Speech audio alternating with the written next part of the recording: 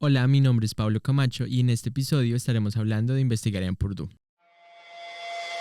Voices of UREPSI es un podcast de estudiantes para estudiantes. Hecho por la Cohorte 2024-2. Aquí compartimos historias, aprendizajes y consejos Para que descubras todo lo que necesitas saber sobre este programa. Te invitamos a escucharnos y sumarte a nuestras voces. El día de hoy, nuestro podcast, nuestro capítulo es sobre investigar en Purdue. Entonces, pues ya hemos hablado bastante de la experiencia de la vida en West Lafayette, de pues venir acá a los Estados Unidos, pero pues en realidad también lo que nos convoca a nosotros todos y todas juntos acá es pues que venimos a investigar, ¿no? Entonces, pues la idea es también conocer un poco más de eso. Entonces, bueno, empecemos con la presentación de cada uno, cada una. ¿Quién quiere iniciar? Bueno, voy a iniciar yo. Bueno, mi nombre es Laura. Yo nací en Paipa, Boyacá, y estoy estudiando biología en la Universidad Nacional de Colombia, en la sede de Bogotá. Tengo 22 años, toco clarinete desde los 8 años, amo tocar clarinete. También me gusta hacer yoga en mi tiempo libre. Y actualmente el tema que me interesa de la biología es la biología molecular y la biotecnología, que es más o menos en lo que estoy trabajando aquí. Súper chévere. Bueno, yo me llamo Juliana Nieto, soy de Facatativá, estudio Ciencias de la Computación en la Universidad Nacional. Me gusta ver películas y leer libros en mi tiempo libre. Y acá en Purdue estoy trabajando en el grupo de inteligencia artificial generativa. Que, para los que no lo saben, Juliana es nuestro apoyo detrás de cámaras. Siempre, pero el día de hoy, pues nada, le tocó estar al frente y estar en el spot, como todos. Sí, así es. Y pues mi nombre es Pablo. Yo soy tolimense de un pueblo que se llama Cajamarca, pero estudié nutrición y dietética en la Universidad Nacional, en la sede de Bogotá. Me gustan mucho las películas, extremadamente mucho. Soy Scorpio. Yo también. Yo también. Sí. Ay. Sí. Soporten. Y acá hago parte del Laboratorio de Investigación en Salud Sexual del Departamento de Salud Pública. Sí, y pues ya vamos a hablar más de todo eso.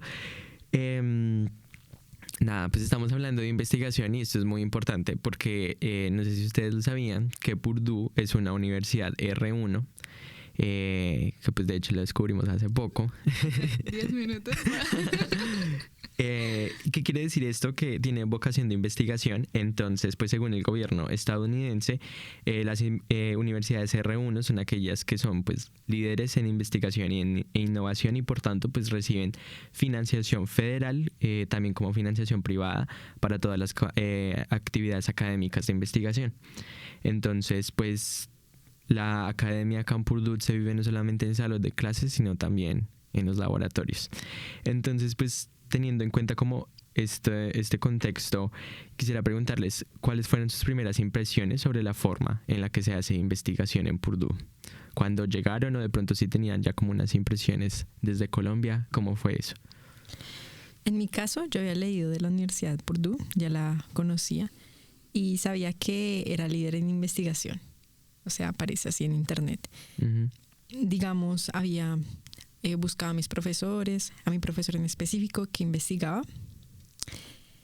Mis expectativas no eran muy claras. Okay. Y cuando llegué acá, me encontré un grupo muy organizado. Entonces, mi primera impresión fue que acá la investigación se toma en serio, muy en serio. Uh-huh. Y ya desde el undergraduate. Mi equipo tiene 2 undergraduates y lo que ellos hacen es presentar en cada una de estas exposiciones que tiene Purdue cada semestre. Wow. Eso me pareció muy impresionante, que se toman como esa valentía de hacerlo desde tan temprano en la carrera. Claro, total, porque siento que, por ejemplo, algo que me pasó a mí cuando llegué era que las personas pensaban que yo era graduate student, como que estaba haciendo mi maestría o algo por el estilo, y y no. Sí. ¿Cuál fue Sí, tu primera impresión?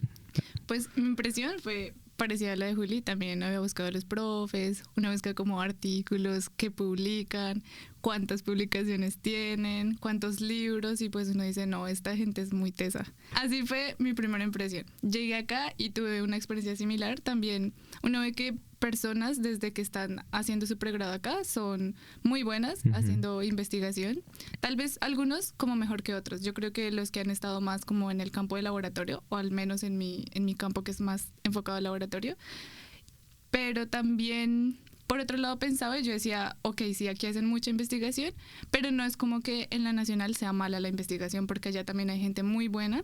Siento que los conocimientos son muy parecidos. O sea, yo no diría que las personas que están aquí haciendo estas investigaciones saben más que las que hacen investigación en Colombia. Entonces, digamos que sí quisiera hacer énfasis en que no es que nos quedemos atrás nosotros. Simplemente, como es obvio, aquí hay más plata, entonces tal vez por eso se hace más investigación. Eso iba a decir que esa fue mi primera impresión. Aparte de que también siento que igual, o sea, si bien en la nacional y en Colombia también la investigación pues es importante, es que acá es muy grande.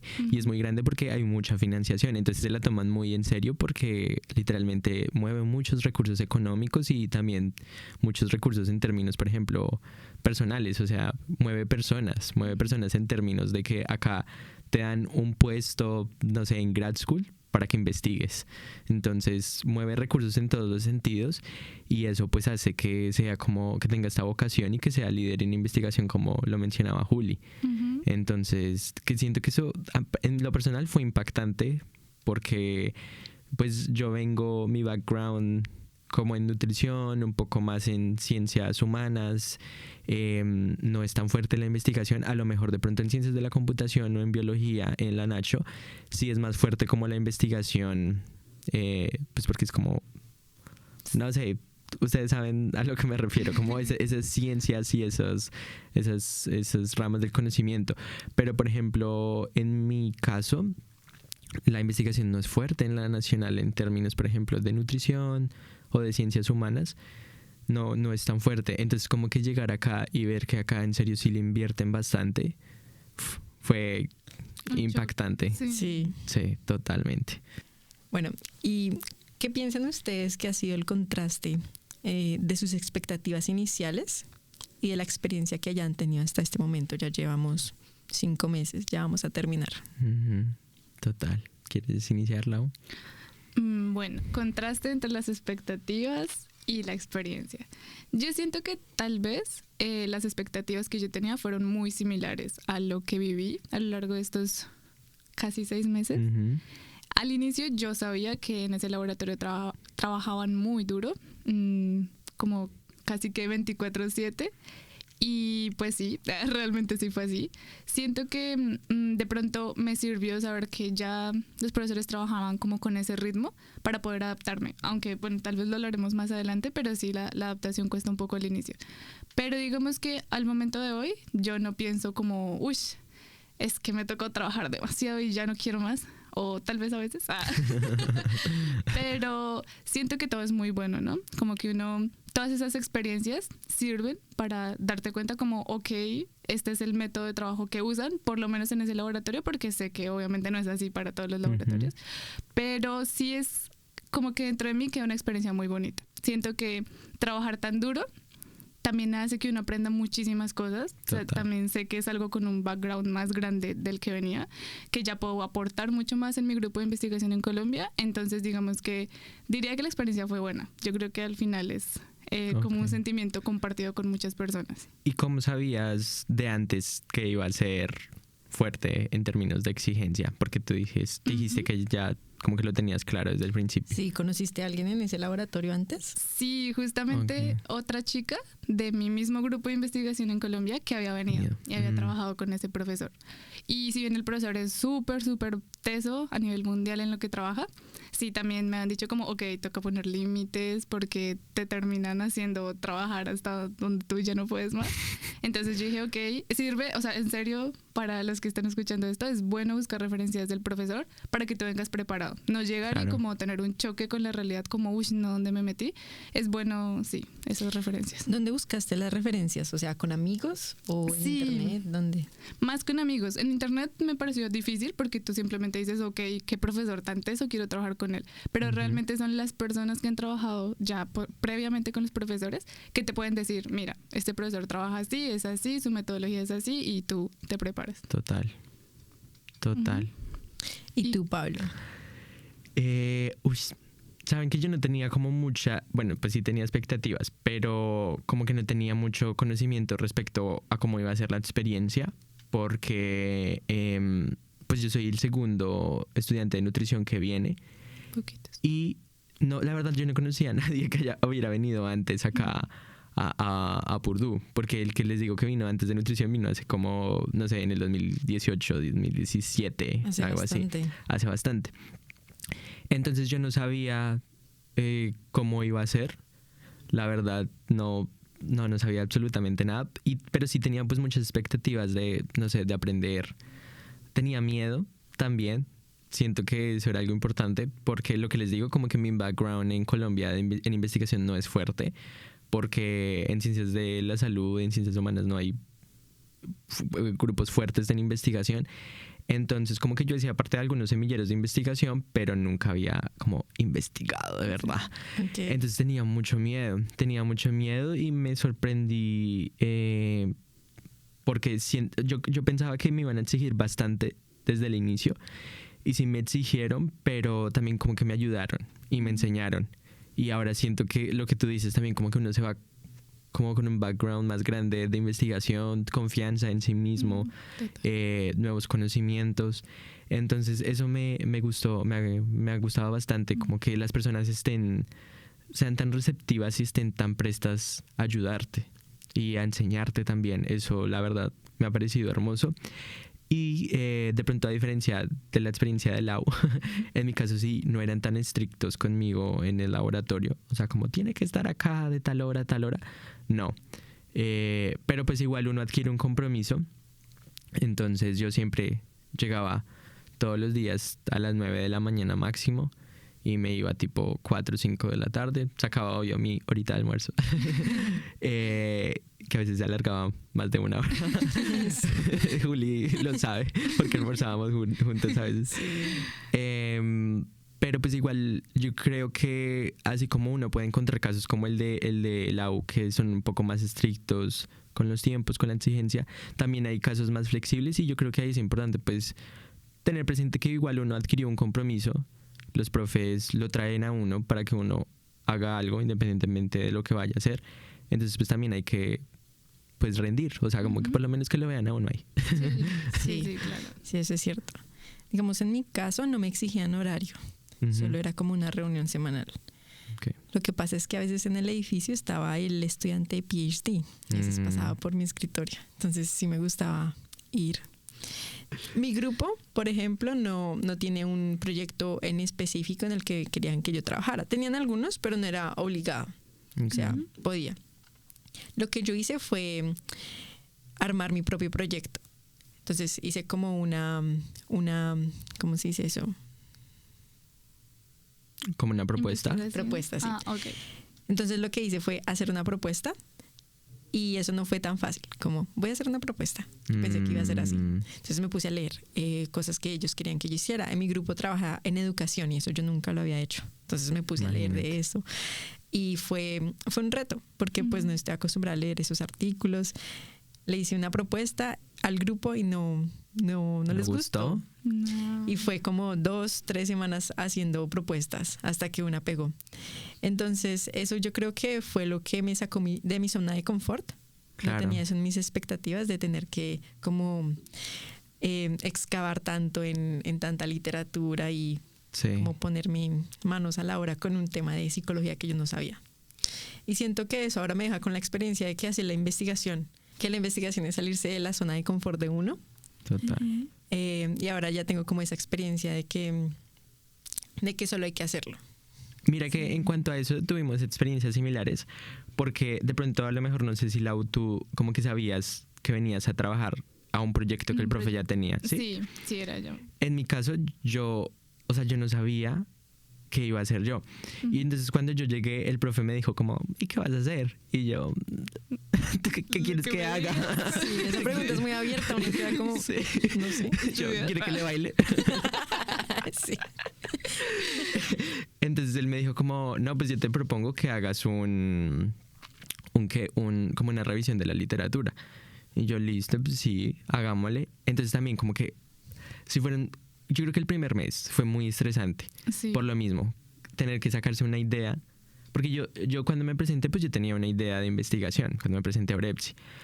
Pero entonces cuando yo llegué, el profe dijo como, uy, pero es que yo no sé tanto de eso, acá no se trabaja tanto de eso, bla, bla, bla, bla, bla. A la final terminé haciendo algo muy parecido a la propuesta que tenía, pero entonces igual como que tener que excavar en la literatura, encontrar matices de la propuesta, que sea algo que le guste al grupo, que le guste al profe, que le guste al PhD, al postdoc. Es estresante. Sí, claro. Es estresante, pero yo siento que ahora cuando ya estamos a punto de terminar y uno ve como los resultados y se recuerda como siendo esa persona al inicio estresada, sacando esa propuesta, también es reconfortante ver lo que logra. Mira que yo creo que todos coincidimos en eso, en que el primer mes fue muy estresante. Y yo creo que independientemente del departamento o el laboratorio donde estuviéramos, siempre pasaba eso, como que, ok, vengo aquí y no tengo tal vez ni idea de lo que están haciendo ellos. Tengo un pequeño background, pero pues no es suficiente como para que te digan, ok, tú estás haciendo un proyecto, lee todos los artículos que puedas y empezamos a discutirlo. Porque en mi caso fue lo mismo. Y yo creo que eso nos lleva al siguiente tema, que son los retos, que Juli ya empezó hablando sobre eso. Los retos que hemos enfrentado en nuestro trabajo de investigación. Y sí, en mi caso, fue también el primer mes, a pesar de que yo ya tenía un proyecto definido, igual fue como algo de lo que yo nunca había escuchado hablar en toda mi vida. Entonces sí, póngame a leer artículos todos los días ahí, yo como, pero no entiendo esto. Y claro, puede ser un poco frustrante, porque uno dice como, no, ¿será que no voy a dar la talla? O sea, como no estoy entendiendo. Sí, no sé, o sea, tal vez uno dice, ok, soy muy bueno, pero cuando te enfrentas a algo nuevo es como, no, ¿qué estoy haciendo? ¿Por qué me vine aquí a este laboratorio? Sí, las preguntas lo estoy haciendo bien. ¿Qué tal si pregunto y digan, eso ya usted lo debería saber? Y pasa mucho. Por lo menos en mi profesor sí era mucho hacer preguntas como, bueno, ¿y esto cómo funciona? ¿Y esto qué se hace? Entonces a veces uno queda, no tengo que ponerme a estudiar y claro. Verdad, ese primer mes yo creo que es un shock. Sí. Pero pasa y pues y es importante, ¿no? También tener esas como claras las cosas de, bueno, pues igual yo vine a estudiar, vine a hacer un proyecto, saquémoslo. Entonces, como no rendirse. Siento que esa es una de las cosas que pues son importantes acá, como decir, este primer mes va a ser el duro, pero ya en adelante empieza todo a fluir y las cosas se vuelven mejor. Sí, en otro capítulo hablábamos también de que pues lo importante es la resiliencia, ¿no? También yo creo que es algo que uno necesita desde que decide presentarse a Brepsi, y una vez estando acá también ser resiliente y como adaptarse, o sea, estar como ahí pilas para adaptarse. Sí, algo muy clave es como salir de la casa, que uno venga acá a estudiar, me parece como clave para uno en realidad hacer cosas. Total, a mí me pareció que otro reto que tuve que enfrentar pues también fue como un poco la barrera del idioma, ¿no? Sí. Como que a veces sí me di cuenta que eso imponía un reto en la comunicación con mi profe o con mi postdoc, pero también lo mismo, como uno va mejorando, ¿no? Como uno va mejorando y como las personas son tan receptivas y en serio entienden que pues no es nuestro primer idioma y nada, pues siento que eso es bonito, porque no es como que te exigen así como, no, tienes que hablar perfecto, ¿no? Como que también le ayudan a uno y le permiten a uno sentirse como cómodo. Sí, yo totalmente de acuerdo, porque ese también era uno de mis grandes miedos, como, ¿y si no me entienden? ¿Y si no les entiendo? Y de hecho creo que también toma un poco de tiempo adaptarse, como al acento de cada profesor, o por lo menos en mi caso fue así, porque yo llegué y el primer día y él hablaba, y yo como, Dios mío, yo nunca he hablado con alguien que hablara tan rápido en inglés, entonces claro, era como, ok, bueno, con calma, ¿no? Porque si uno se estresa, pues ahí sí que menos va a entender. Sí. Y pues es cierto lo que tú dices, ellos son muy amables y desde el inicio ellos dijeron como tranquila, o sea, nosotros sabemos que tú no eres perfecta hablando inglés y está bien. O sea, ya, ellos yo creo que han tenido muchas experiencias con otros estudiantes en la misma situación, entonces como que ya saben cómo manejar esa parte. Pero es cierto, al final uno se va dando cuenta como, uy, antes tal vez se me hacía muy difícil poder transmitir tal idea, ahorita ya al final uno está como, bueno, ya es más fácil y uno va viendo de verdad como las ventajas de esta experiencia. Total. Sí, como que el cerebro se adapta, como que al inicio es muy difícil escuchar. Yo no le entendía nada a lo que me decía mi estudiante de doctorado y ahora es como que ya le entiendo mucho. O sea, es que, digamos, yo siento que uno aprende inglés y es en las películas o en las canciones y ahí se entiende muy fácil. Sí. Pero en el día a día es difícil y más con el vocabulario de investigación, que es uno no conoce palabras, solo las sabe en español, entonces uno queda, como dicen, gringo. Sí, que quedamos gringos. Y además, también con el hecho de que Purdue es una universidad tan diversa, ¿no? Entonces acá uno encuentra personas con acento del sur de Estados Unidos, acentos de la India, acentos de China, o sea, de los latinos que también tenemos nuestro acento hablando inglés, o sea, son muchos acentos, entonces es como ir adaptando el oído. Y también me gustaría hacer ahí un pequeño paréntesis para pues hacer una aclaración. Nosotros venimos acá con un profe, por lo general pues adscritos a un grupo de investigación o a un laboratorio, pero entonces ese laboratorio o ese grupo pues tiene estudiantes de doctorado o postdoc. Entonces lo que decía Juli es que, por ejemplo, uno muchas veces pues no está tanto tiempo con su profe, con el profe pues que lo trajo o la profe que lo trajo, porque pues ellos tienen 1000 tareas, ¿no? 1000 cosas que hacer. Entonces uno como que tiene mucha comunicación con el PhD o con el postdoc. Entonces para que pues no, o sea, porque estamos diciendo como mi PhD, mi postdoc, mi estudiante de doctorado. Sí, es una expresión. Una expresión que comenzamos a usar, como que ya fuera de nosotros. Como si fueran nuestros. Pero sí, es una expresión porque pues ellos son las personas, muchas veces ellos son los que lo guían a uno. Sí. Es cierto, aunque yo creo que hay unas excepciones de pronto como para prepararlos. Porque por lo menos en mi caso nunca tuve postdoc ni estudiante de doctorado, siempre fueron los profes y de pronto eso también fue un choque porque ellos me dijeron, bueno, tú ya sabes hacer esto, tienes tu proyecto, responde por tu proyecto. Claro. Y pues eso fue justamente un choque para mí porque yo decía, ni siquiera sé dónde está la balanza del laboratorio, yo qué voy a hacer.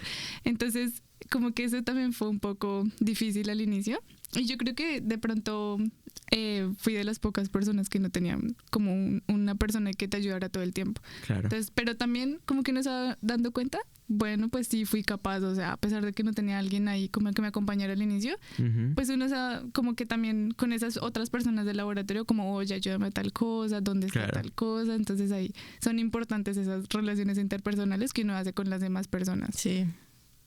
Total. Y en eso, ¿creen que se conectaron con su profe, con su tutor? Yo creo que yo conecté con él, siento que tuve una buena relación, me entendí bastante, es una persona súper chévere, pero sí tengo que aceptar que no compartí tanto tiempo con él, porque pues a diferencia de Lau, que pues todo fue como con el profe, o sea, yo todo como que lo hacía era con mi postdoc. Okay. Entonces, mi postdoc tiene literalmente la oficina al lado de mi escritorio. Entonces, mientras que mi profe tiene la oficina en el segundo piso del edificio y pues él además es director del departamento, entonces... Súper ocupado. Sí, entonces siento que fue una relación cordial, pero fue una relación muy distante. Y por el contrario, con mi postdoc, sí, o sea, fue una relación más cercana.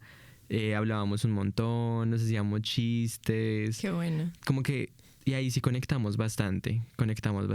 Pero pues con el tutor fue más, sí, fue cordial. Igual estuvo bien. Sí. ¿Y tú tenías como reuniones con tu profe o solo con el de doctorado? Sí, teníamos una reunión semanal con el profe y con el postdoc y otras personas del laboratorio. Pero pues ese era como el único momento en el que veía al profe. Y pues hablábamos poco porque pues hablaban de todos los proyectos que tiene el laboratorio, porque pues un laboratorio tiene muchos proyectos acá. Entonces, sí, por eso como que siento que igual la relación cercana fue con mi postdoc y fue muy chévere. Ok, y Lau, ¿a ti cómo te fue con tu profe? Tú también me has comentado que tienes profes, tú dices mis profes. Ah, sí, yo siempre Cuéntame digo cómo mis es eso. profes. Bueno, Juli, pues sí, mi profe, como tal, el que me aceptó, es como el jefe de laboratorio, pero él trabaja con la esposa y la esposa también básicamente es otra persona cabeza del laboratorio. Entonces, digamos, yo también así, igual que Pablo, tenía que hacer mis reuniones semanales, presentar informes de los resultados y todo lo que habíamos hecho a lo largo de la semana. Solo éramos 3 en ese momento en el laboratorio, ahorita ya hay una nueva integrante y entonces pues cada una como que se tomaba un tiempo, a veces puede hacer, no sé, 20 minutos, otras veces uno hasta 2 horas, dependiendo de los profes. Y pues sí, básicamente fue eso. Eso fue. Cuando lo conociste, ¿qué pensabas de tu profe? Con mi profe al inicio yo esperaba muchas cosas buenas porque cuando tuve la entrevista con él al inicio, en esa entrevista que le hacen uno, apenas llega. Digo, Cuando se está presentando al programa. Cuando se está presentando al programa, uno hace la entrevista con el profesor, entonces más o menos como que ya va viendo cómo es. Y nosotros justamente coincidimos en que tocábamos clarinete los dos. Entonces fue como... Mira. ¿Y curiosos? Sí, Sí. fue muy chévere. Entonces, a pesar de que me habían dicho como que, uy, no, que ese profe explotador y cositas así, yo dije como, bueno, todo pasa por algo. Ya cuando tuve la entrevista, yo dije, pues, ponerle buena actitud, ¿no? Porque pues no tiene sentido no amargarse como, uy, no, es que me van a explotar y me va a morir, no. Hay siempre que poner buena actitud. Y pues nada, entonces llegué, el profe es muy buena gente, por lo menos. Siento que igual existe un límite como de la relación, de pronto un poco por la jerarquía, como, ok, yo soy el profesor, tú eres la que está aquí investigando, pero también es bueno uno proponer cosas. Al inicio es difícil, estoy totalmente segura, porque pues uno dice, ok, pero pues es que hasta ahora estoy aprendiendo, no tengo como tampoco tanto background como para proponer cosas, pero a lo largo del tiempo ya uno empieza a ver como, ok, sí puedo decir, proponer, como por qué no hacemos esto, y eso también es bueno porque los profes van viendo como interés. Entonces yo creo que al final la relación es buena, igual con sus límites como les digo, pero pues sí terminó siendo buena al fin y al cabo. Me alegra, me alegra. ¿Cómo fue la tuya, Juli? La mía fue muy curiosa, porque el profe es colombiano. Entonces me acuerdo yo llegar a la entrevista, esa entrevista que nos hacían al inicio, y llegué hablando inglés. Yo, hi, profesor. Me responden en español. Entonces es un programa en español. Ningún how are you, ningún hello. Sí, y entonces yo creo que por eso como que fue una relación chévere, como que nos entendíamos en términos culturales. Claro. Obviamente estuvo la exigencia académica, la exigencia de la investigación. En el grupo hablábamos inglés porque somos de varios países. Y pues al inicio yo siento que no sabía qué quería de mí, porque como les digo, mi proyecto era, yo lo proponía. Claro. Y al final, después de demostrar como mi avance, ya veo que nos sentimos más como en la misma frecuencia, en la misma línea. Antes yo no sabía lo que querían. Sí. Es eso. Me ha gustado cómo ha trabajado. Tenemos reuniones semanales, damos nuestros avances. Es muy estructurado, le gusta así. Y le gusta también comunicarse por Slack, por todos esos canales. Entonces siento que me gustó y lo recomendaría, la verdad. Sí. Mira, para que miren el anuario de UREPSI y busquen el profe de Juliana Nieto. Y ahí, recomendado. ¿Tú recomendarías a tu profe, Pablo? Totalmente. Sí. Y el laboratorio es hermoso. Es muy, por ejemplo, para las personas que quieran venir con salud pública y también que sean personas con identidad de género o minoría sexual, yo me sentí muy seguro en ese laboratorio porque, pues, no sé, es el laboratorio de investigación en salud sexual. Sí, claro. Y todo el laboratorio es muy diversity acceptance, entonces es súper chévere, sí lo recomendaría. ¿Y tú recomendarías el tuyo? Yo creo que no lo recomendaría de primerazo. Creo que si alguien me pregunta, le diría como, mira, es así, pero tal vez hay otras opciones. Claro. Como que hacen la experiencia un poco más llevadera, siento yo. Entonces, pues es parte de la experiencia, ¿no? O sea, yo creo que pues para quienes nos oyen es importante decir como puede que tu profe hagas mucho match y sea muy chévere, pero pues también hay personas que no y está bien, o sea, es parte de la experiencia. Y es bueno por eso como preguntar, como bueno, dime mi profesor. Totalmente. Sí, ese tipo de cosas. Es cierto, es cierto. Bueno, y para seguir con nuestra conversación, ¿qué experiencias enriquecedoras ha tenido trabajando con sus colegas internacionales? Porque como ya hablamos aquí, todos hemos tenido la oportunidad de trabajar no solo con gente de aquí de Estados Unidos o con gente colombiana, sino con gente de todo el mundo, que eso es algo muy chévere de Purdue.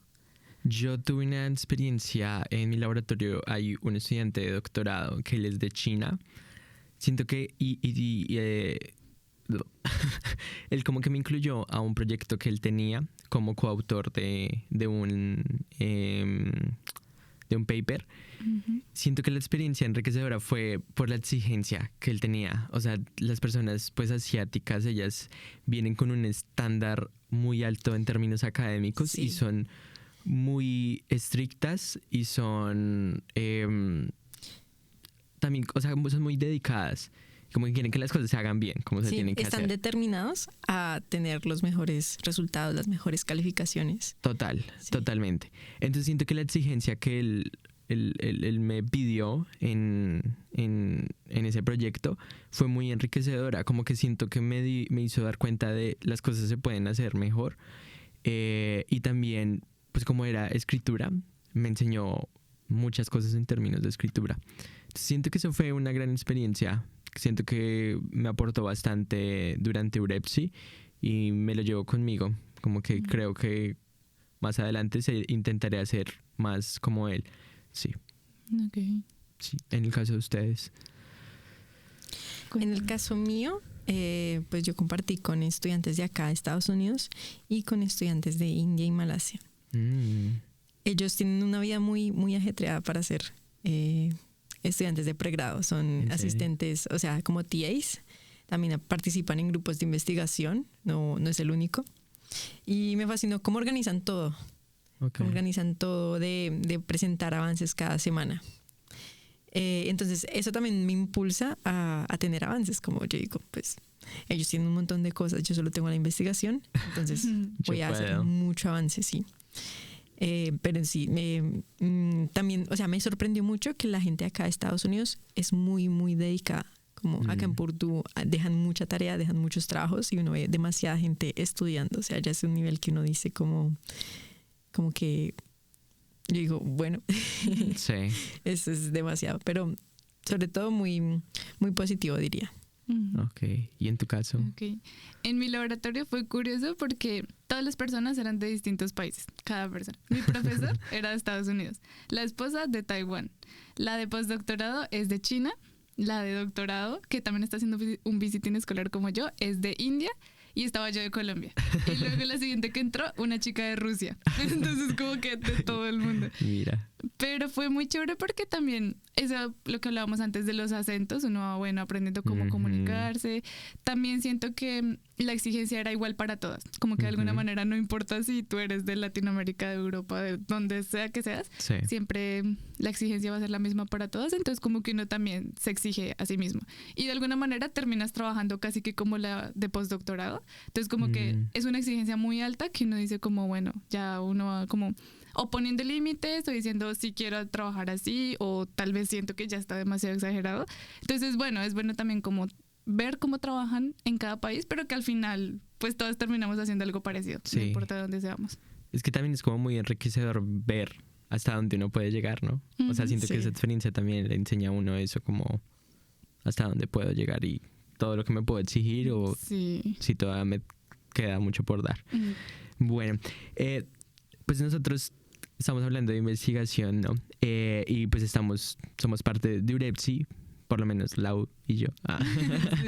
Pero la idea también es que pues darles a entender a nuestros oyentes que hay muchas oportunidades de investigación acá en Purdue. Entonces, aparte de UREPSI, por ejemplo, tenemos el programa Go Boiler, que es el programa en el que está Juli, que ahorita vamos a escuchar más de ti. Pero también, por ejemplo, hay personas colombianos que vienen como visiting escolar. Nosotros somos visiting escolar, pero estamos dentro de un programa. Hay personas que vienen como visiting escolar que no hacen parte de ningún programa. También hay programas de verano para que las personas vengan a investigar o a trabajar acá. Entonces la invitación es para que las personas encuentren también como estas otras formas en las que puedan venir acá, no solamente UREPSI o GoBoiler, porque pues sabemos que a veces son cupos limitados o bueno, pueden pasar mil cosas y por X o Y razón uno no puede no pasar al programa o no puede estar en el programa. Pero por ejemplo me parece súper que hay personas que contactan a los profes y les dicen como mira, yo tengo background en esto, me interesa tu investigación, me gustaría ir de visita en escolar, y los profesores muchas veces los patrocinan. Entonces también como invitación a ser curiosos y buscar esas otras formas. Pero entonces pues aprovechando que Juli está acá con nosotros y que es el parte de GoBoiler, nos gustaría saber pues cuál ha sido tu experiencia, qué es GoBoiler y cuál es la diferencia con UREPSI.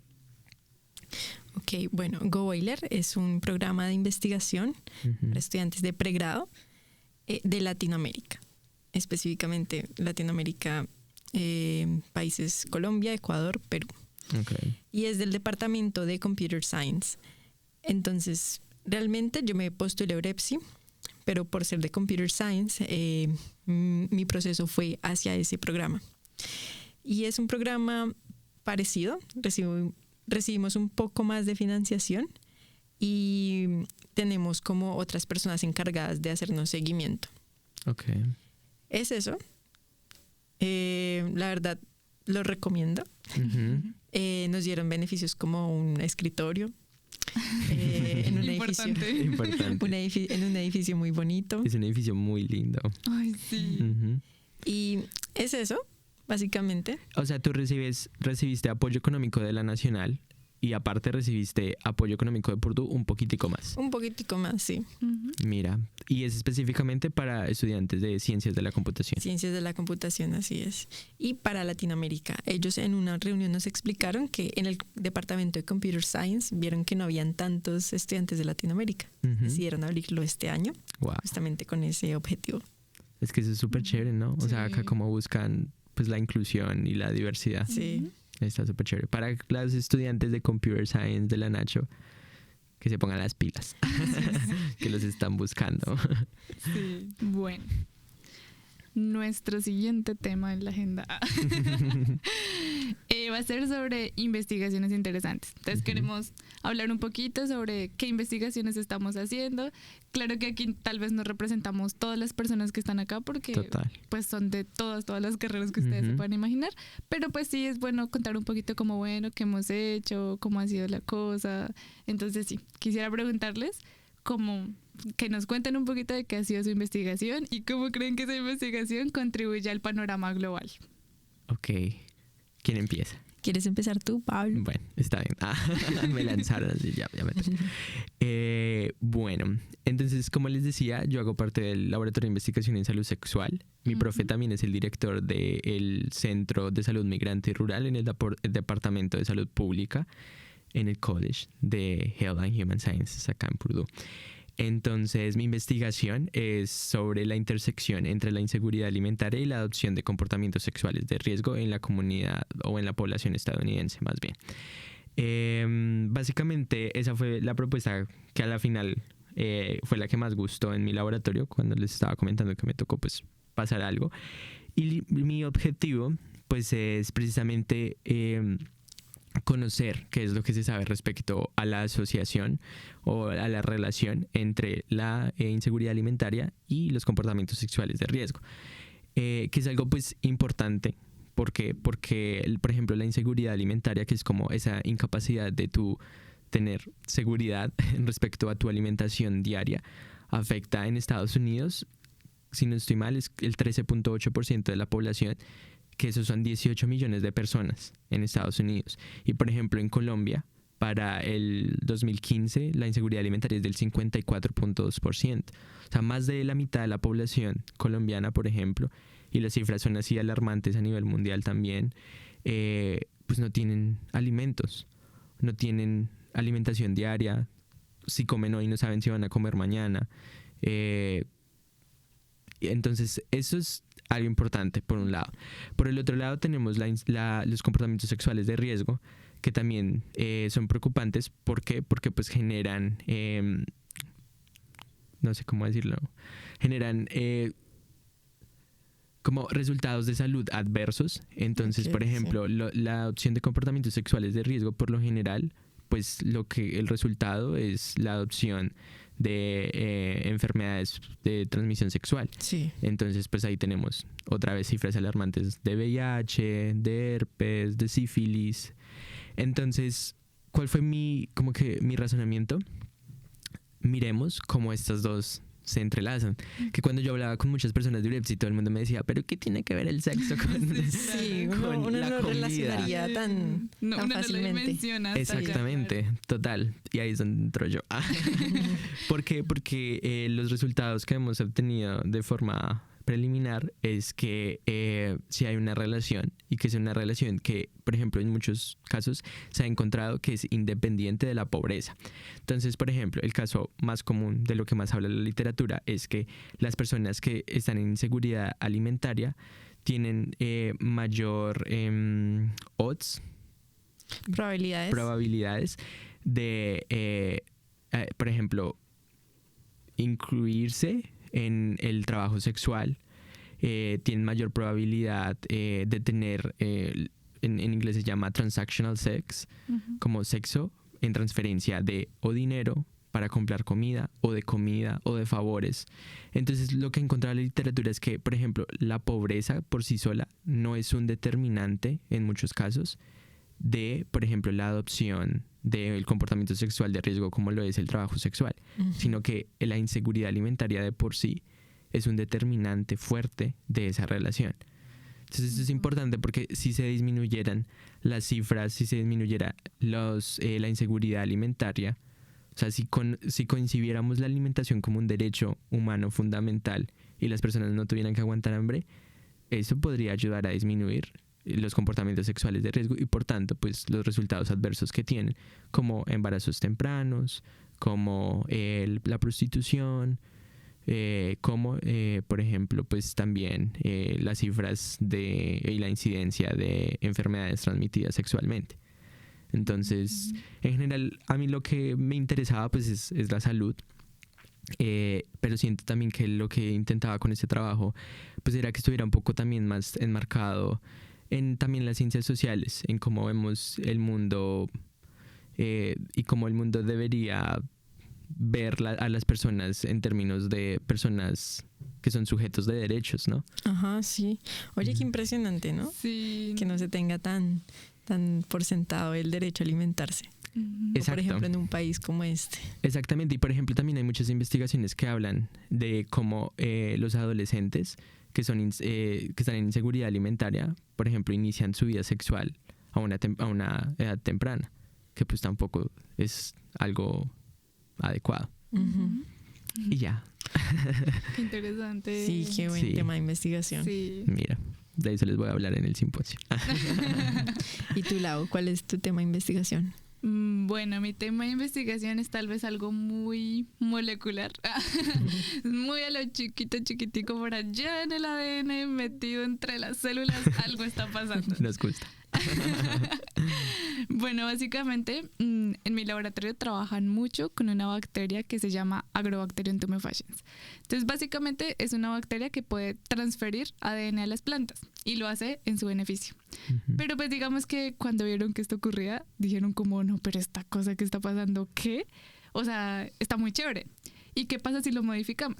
Entonces en el laboratorio modificaron como genes de esa bacteria para que no fuera a afectar a la planta y en cambio de eso más bien meterle cosas de interés, como por ejemplo que sea resistente a un herbicida, por ejemplo. Entonces cambiémosle esos genes, metámosle genes que la hagan resistente, luego le metemos la bacteria a la planta y la planta toma esos genes y se vuelve resistente a herbicidas. Entonces básicamente es el mecanismo de esa plantita y de esa bacteria. Esa bacteria es una cosa muy loca.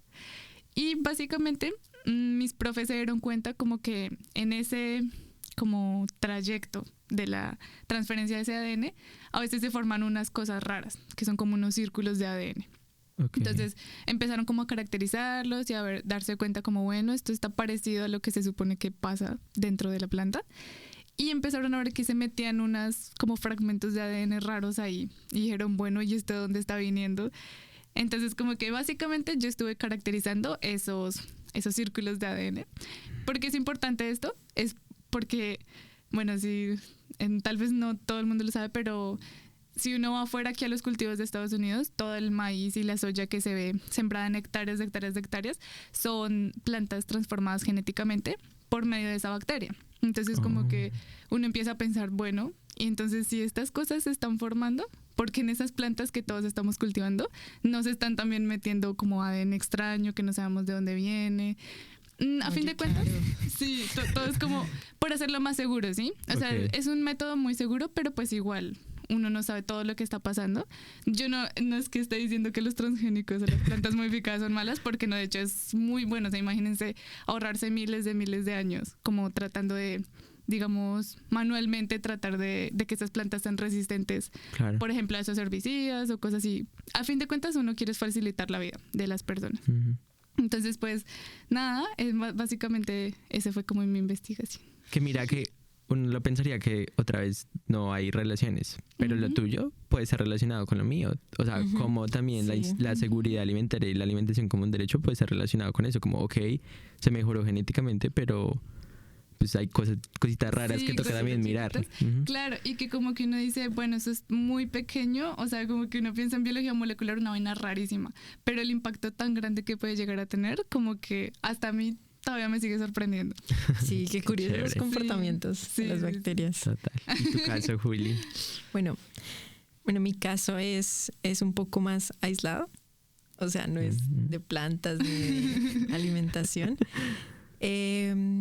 Yo en Colombia estaba involucrada con el grupo de programación competitiva. Eso es un deporte mental donde estudiantes reciben unos problemas, los tienen que resolver pues con código y tienen que pasar un número de casos.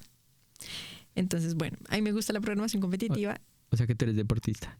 Sí. Vea, pues de lo que nos venimos a enterar. Entonces yo sabía que Purdue tiene un buen equipo. El de la Nacional es mejor.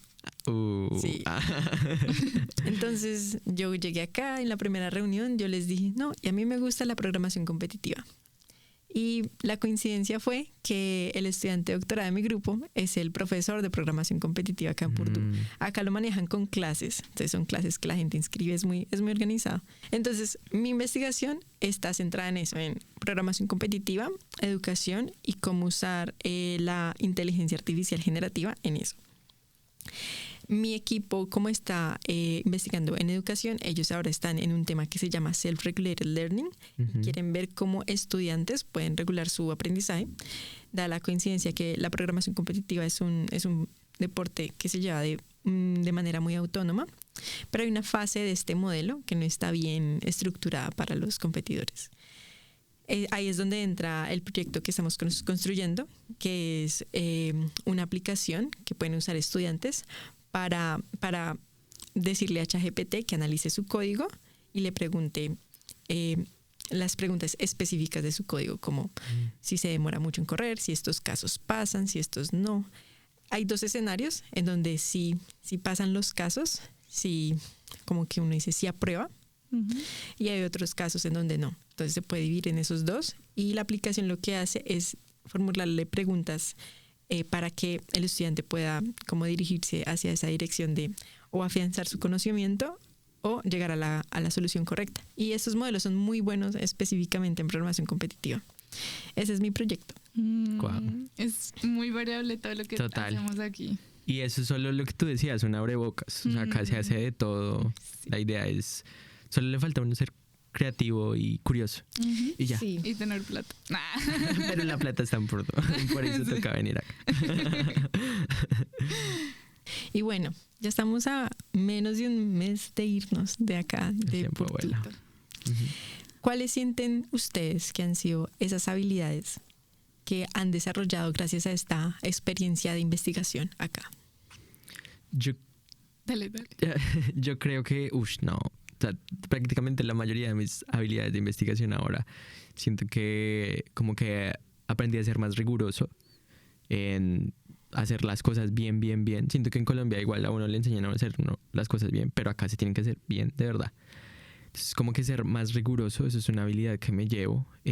También ser más curioso O sea, como que no tragar entero, por así decirlo, sino que lo que presenta, por ejemplo, ya la investigación, qué es lo que está diciendo la investigación y ser como crítico respecto a eso y empezar a encontrar como esos gaps en el conocimiento donde nos podemos meter y ser como también esos puntos de encuentro. Eso es algo que, por ejemplo, aprendí mucho de mi postdoc. Él me decía como tú puedes ser como la persona que una dos campos, que una...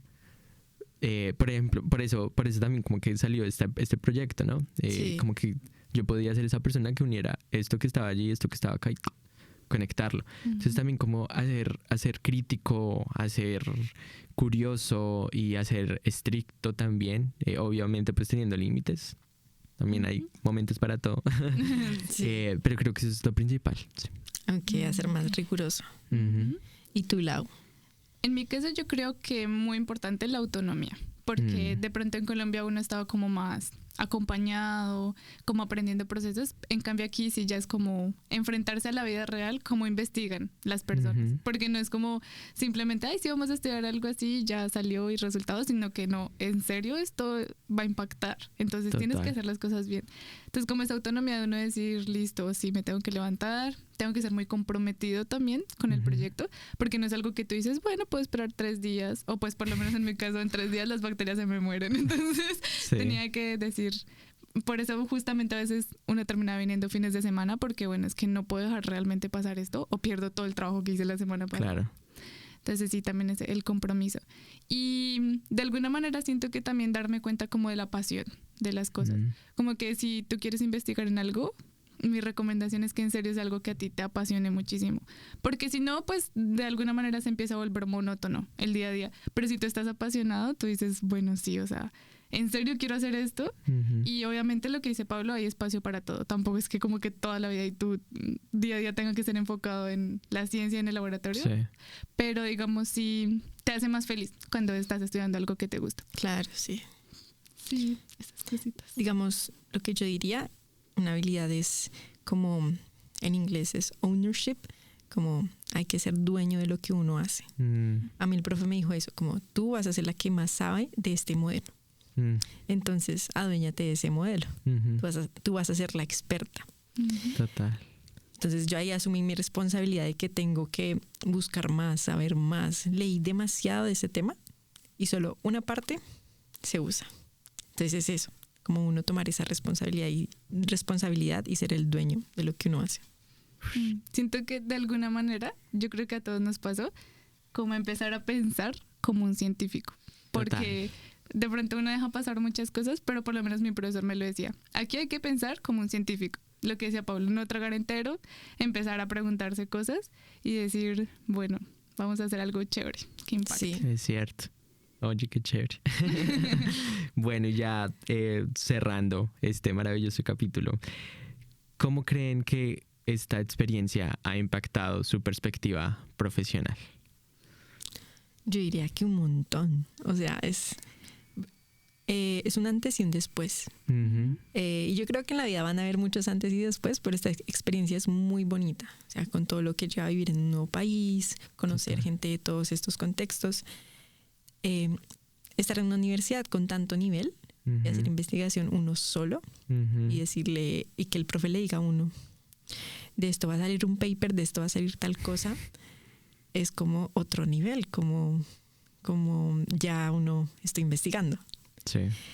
Entonces yo siento que también me va a preparar para otras experiencias de una manera muy positiva. Ya siento que puedo llegar a una pasantía de investigación y ya hacerlo. Ya no uno entra como muy novato. Es eso. Total.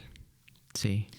De pronto, en mi caso también es una experiencia muy chévere para tú empezar a darte cuenta si en serio te gusta hacer investigación o te gustan otras cosas y no está mal. Por ejemplo, digamos en biología y yo creo que en muchas ciencias como farmacia, química, uno a veces dice como, ok, me voy por el lado de la investigación o me voy por el lado de la industria. Entonces, siento que esta experiencia para muchas personas que he conocido acá, también es como eso, como bueno, yo me di cuenta que realmente a mí no me gusta la academia y mejor quiero irme por el lado de la industria. Sí. Pero es muy chévere poder saberlo aquí, haciendo investigación real y investigación de muy alta calidad.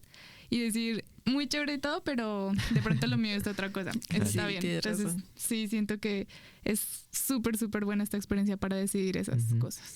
Sí, yo concuerdo con ustedes y también algo que creo yo es que este programa pues ha impactado mi perspectiva profesional en términos de que ahora me siento capaz, como que siento que como que quiero seguir avanzando y que, o sea, que si ya logré estar acá, hacer todo lo que he hecho acá, como que puedo seguir para adelante. Entonces como que siento que también es algo que le da a uno mucha confianza Sí, y también como que uno se siente entusiasmado por su futuro. Sí. Entonces eso me ha parecido en serio muy, muy, muy, muy lindo. Sí, claro. Sí. Y uno se da cuenta los límites que creía que tenía y que los puede superar. Eso Ujú. también es muy Ujú. chévere. Es como Sí. muy gratificante al final de la experiencia. Sí, sí. total. Bueno, gracias por participar en el episodio de Investigando en Purdue.